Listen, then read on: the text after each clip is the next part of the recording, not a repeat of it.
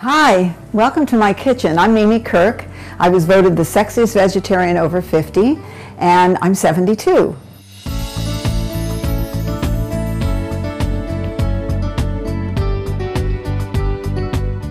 Winner of the contest organized by People for the Ethical Treatment of Animals, or more commonly known as PETA, Mimi was the oldest contestant at age 71 and won hands down with her youthful looks and radiant smile. Mimi shows that there is nothing more appealing than a person who exudes compassion and respect for oneself as well as other beings. When I wake up in the morning and get out of bed, if I just went on how I felt, I would think I'm in my 20s. So I know for sure my diet, definitely. My vegetarian diet has done a lot for me. Mimi has been invited to be a speaker at many events, such as the Women's International Summit for Health, and interviewed by numerous media such as NBC, Fox, KUSI-TV, U.S. national television show The Doctors, and ARIA-TV in Bulgaria regarding her secrets for staying so youthful, vibrant, and healthy.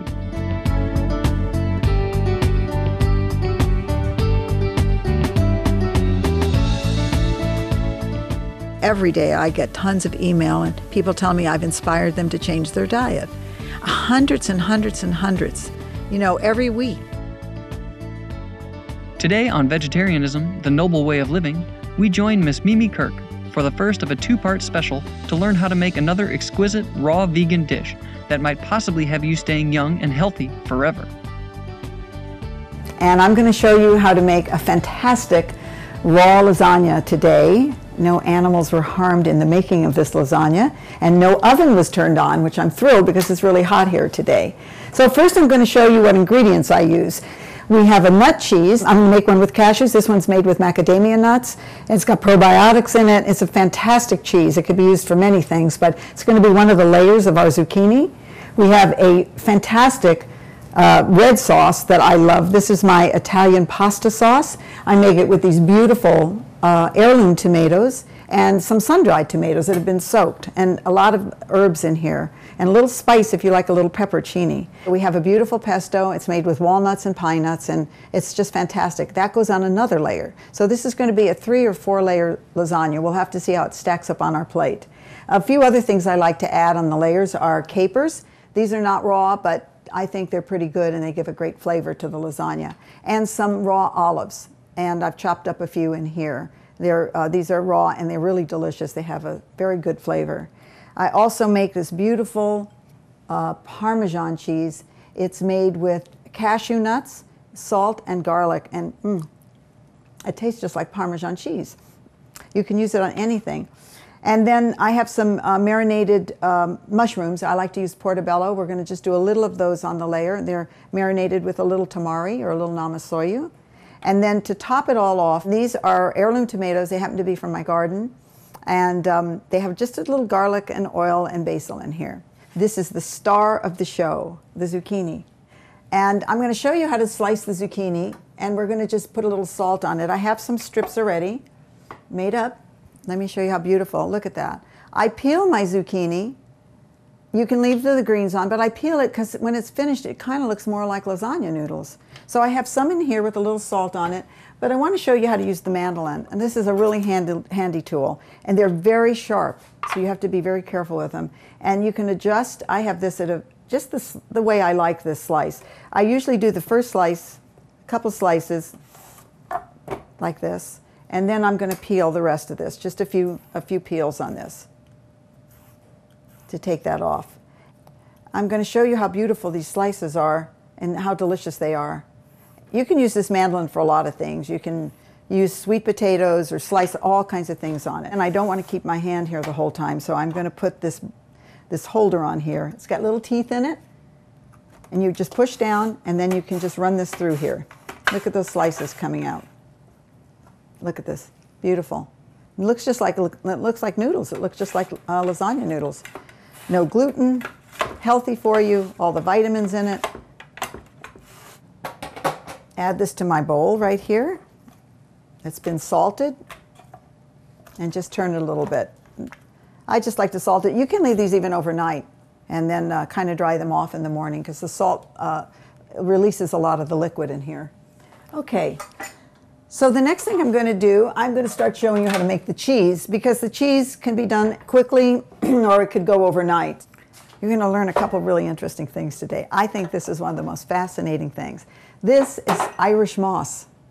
It comes dried. It's a seaweed. And it's actually used for desserts, for making, it makes like a gelatinous, like a jello, when you soak it in water and then put it in your blender with water. And it comes out to be a gel like this right in here. It's a jelly-like consistency. It kind of helps hold things together. And you can make a thick one by using less water, or you can make it a little, depends on the kind of cheese you want to make. This cheese here, I always like a little firmer. You can find it online, you can buy it at different places, but it's a wonderful thing to have in the house. And once you make it into a gelatin, it'll last a few weeks in your refrigerator. Now I'm going to show you what I've done. I've soaked a cup of cashews. For the lasagna, if you want to make a larger cheese, you could do 2 cups, but I'm just going to do a cup today. And I think it's important to put it in your high-speed blender. You don't have to use as much water. So we have that. We have a squeeze of lemon, probably about a tablespoon.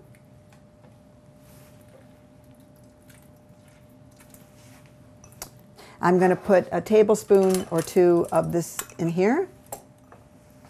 I'm going to use another wonderful ingredient. It's called probiotics. This is a really wonderful thing. It's very healthy for you.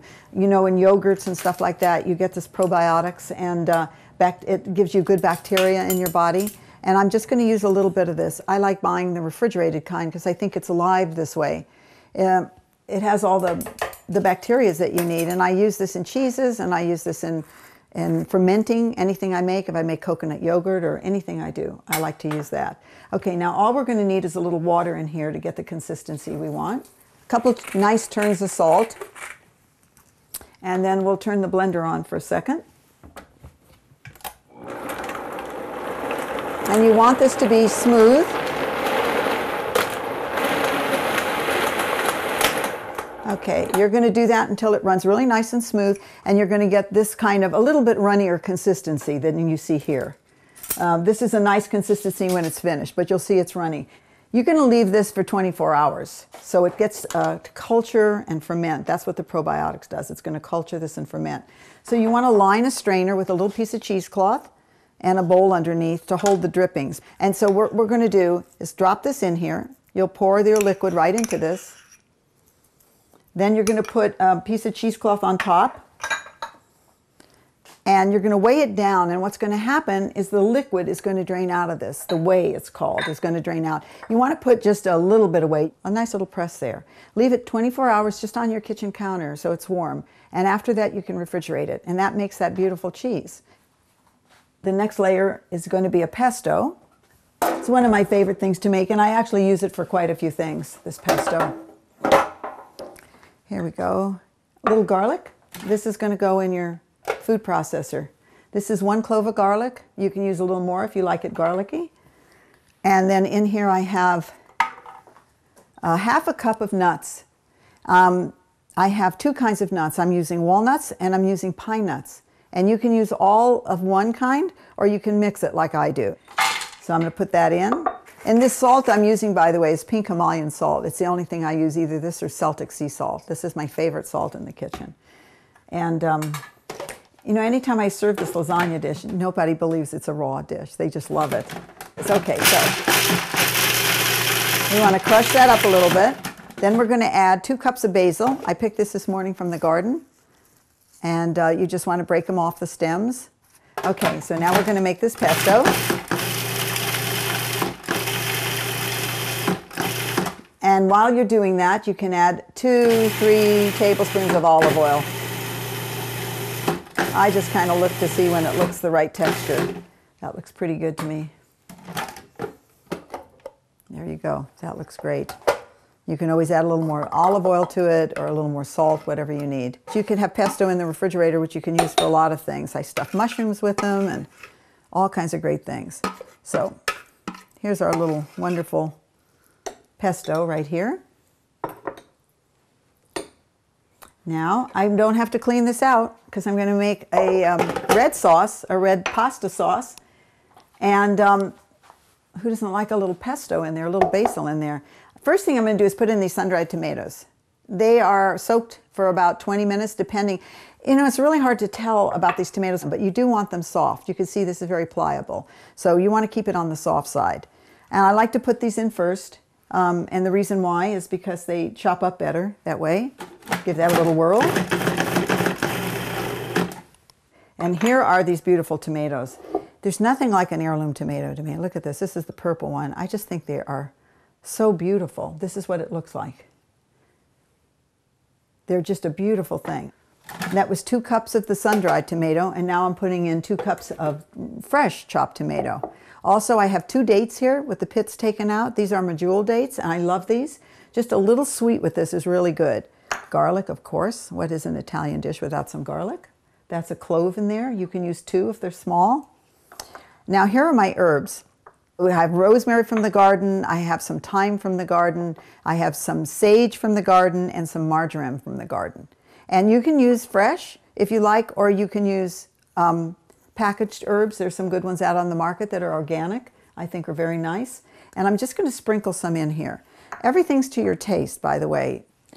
Not everybody likes a little pepper, a little red pepper flakes, but I'm going to throw a little bit in here. And right in here, I have just a small amount. It's probably a little over a teaspoon of tamari, or you can use namasoyu, or Bragg's if you like. All of those are really nice. And then, of course, our wonderful salt. Let's put some of that in. You want to salt usually after, if you don't know the tomatoes, because sometimes they are very salty, the dried ones. And a little pepper. And now I'm going to just kind of chunk this up a little bit.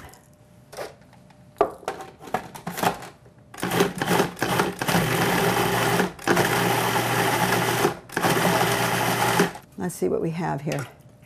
Okay, this is very nice. Look at this beautiful sauce. It's nice and thick. Look at that. Kind of chunky. That's the way I like it. I think that makes a really good sauce. Okay, so we have our cheese, we have our pesto, and we have our sauce, and we have our zucchini all done already. Now I'm going to show you how to plate this, put it all together. Make sure you join us on Wednesday, April 4th, as Mimi puts together this amazing raw vegan lasagna. She's going to offer us some personal tips that will make this dish extra special. Coming up now on Supreme Master Television is Between Master and Disciples. Wishing you a blessed new week, full of vitality and the freshest of veggies. Visit the fantastic and forever young Miss Mimi Kirk online at youngonrawfood.com or search Mimi Kirk on facebook.com.